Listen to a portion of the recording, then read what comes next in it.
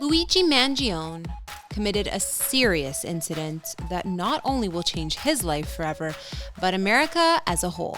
Luigi Mangione, the 26-year-old accused of murdering CEO Brian Thompson in Manhattan. See, this isn't your typical mystery story. It's a story that ended with a CEO gone.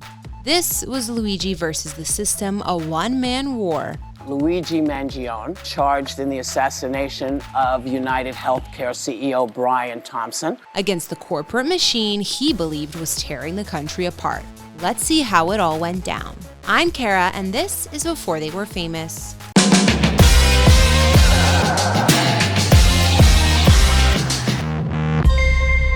Luigi's life began with ease. Born in 1998, this 26-year-old came from a family with deep pockets. He grew up in Baltimore, where his grandfather, Nick Mangione, was a big real estate developer, while his father, Louis Mangione, played a key role in continuing the family's success. He comes from a large, prominent family in the Baltimore area with businesses related to real estate and golf courses. With this upbringing, Luigi grew up with all the advantages that wealth and opportunity could offer. Luigi attended the prestigious all-boys Guilhem School, which was an elite academy. Basically a school with people who have money. But Luigi, well, he was actually a very good student. He even graduated as valedictorian, top of his class with straight A's. So I guess you can say he was also a smart guy. Luigi Nicholas Mangione. Well set. Congratulations. But his education didn't stop there. He went on to earn 2 degrees in engineering from the University of Pennsylvania, an Ivy League powerhouse. And if that wasn't impressive enough, he worked as an AI teaching assistant at Stanford University. He was also valedictorian at his Baltimore, Maryland prep school, who managed to carry out a plan. From there, he ended up landing a job as a data engineer at TrueCar, where he contributed to cutting-edge AI projects that help people buy and sell cars online. So Luigi left TrueCar and was moving around San Francisco, Honolulu. Some say he could have been finding himself, others believe there was more to the story. There were signs that Luigi struggled with mental health issues. Though the specifics aren't clear, his actions leading up to the incident suggest something deeper might have been at play. One key factor that could have played into his actions was Luigi's chronic back pain. He had a serious back injury with metal screws and plates holding his spine together. Chronic pain can affect a person's body, mind, and overall well-being, and it's clear it had a significant impact on him. So, although he grew up with privilege and some may say an easy life, there was more to it. Let's take a look at what happened on the day of the incident. Last week in New York City, just after 7 a.m., the Hilton Midtown Hotel was full of high-profile executives and investors who were gathering for an exclusive meeting hosted by UnitedHealthcare.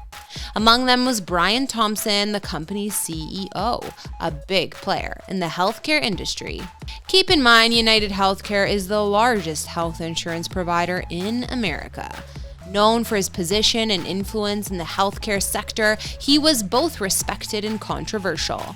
As a public figure, he represented corporate power, a target for someone like Luigi Mangione. So Brian Thompson entered the Hilton ready for a packed schedule of high-stakes meetings. Security was in place, but there were no red flags to suggest any serious threats.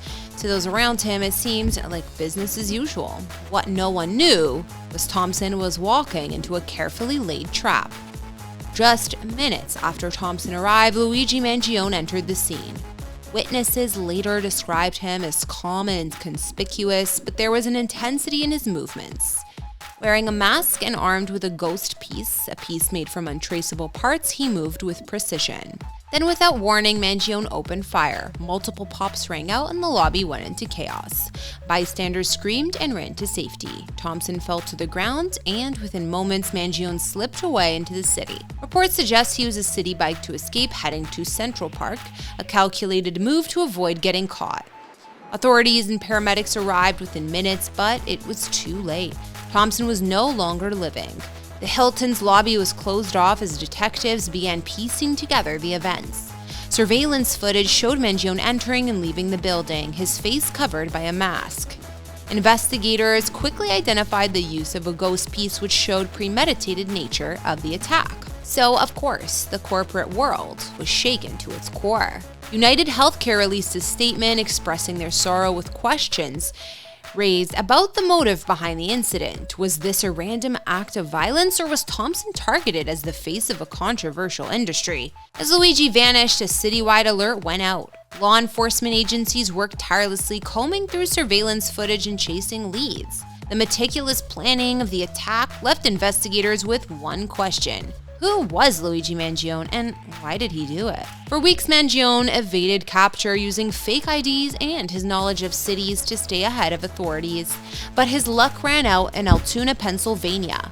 The search got more intense over the weekend when the FBI joined the New York Police Department in the investigation, adding an additional $50,000 to reward to NYPD's $10K for whoever catches Luigi. With info flooding in, the NYPD ultimately received a tip from a McDonald's restaurant employee who recognized him from news reports. Authorities captured Luigi without incident, finding him in possession of a silencer-equipped ghost piece and additional fake IDs. They also found something way more shocking: a handwritten 3-page manifesto that could be seen as his motivation to his actions. The chief of detectives, Joseph Kenney, later said it was clear from the document that Mangione had some ill will toward corporate America. It remains unclear if Brian Thompson was specifically targeted or if he became a symbol of something larger in Luigi's mind. Luigi Mangione's Goodreads account added another layer to the mystery. It turns out Luigi's account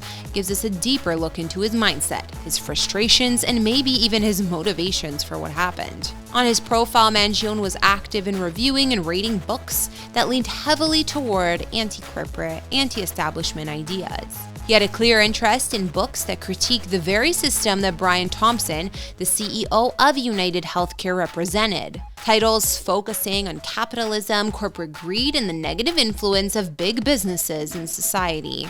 The arrest ended a nationwide manhunt but left many questions unanswered. After being caught in Pennsylvania, Luigi Mangione now faces a litany of charges. Manhattan, he's charged with first-degree loss, but that's just the tip of the iceberg. He's also facing charges in Pennsylvania, including forgery and carrying a firearm without a license, thanks to the ghost piece and the fake IDs found on him. If convicted, Mangione could spend the rest of his life behind bars. But that's not all. He'll eventually be extradited to New York to face even more serious charges. But let me also add his friends' thoughts on all this.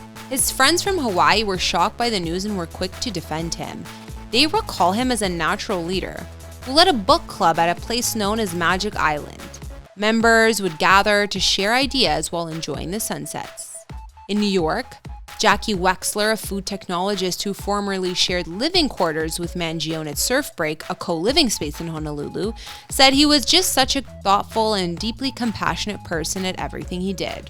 RJ Martin, Surf Break's founder, mentioned Mangione suffered from chronic back pain from an apparent pinched nerve. His friends stopped hearing from him this summer, so maybe he was plotting while he disappeared. Maybe this back pain brought him all this resentment, and this act was to make a statement against the corporate world. Well, I think this situation will open up a lot of conversations and start discussions that many have been avoiding. What are your thoughts on this whole situation? Can we fully understand what motivated Luigi, or do you think there's more to the story? Let us know in the comments below. Thanks for watching Before They Were Famous.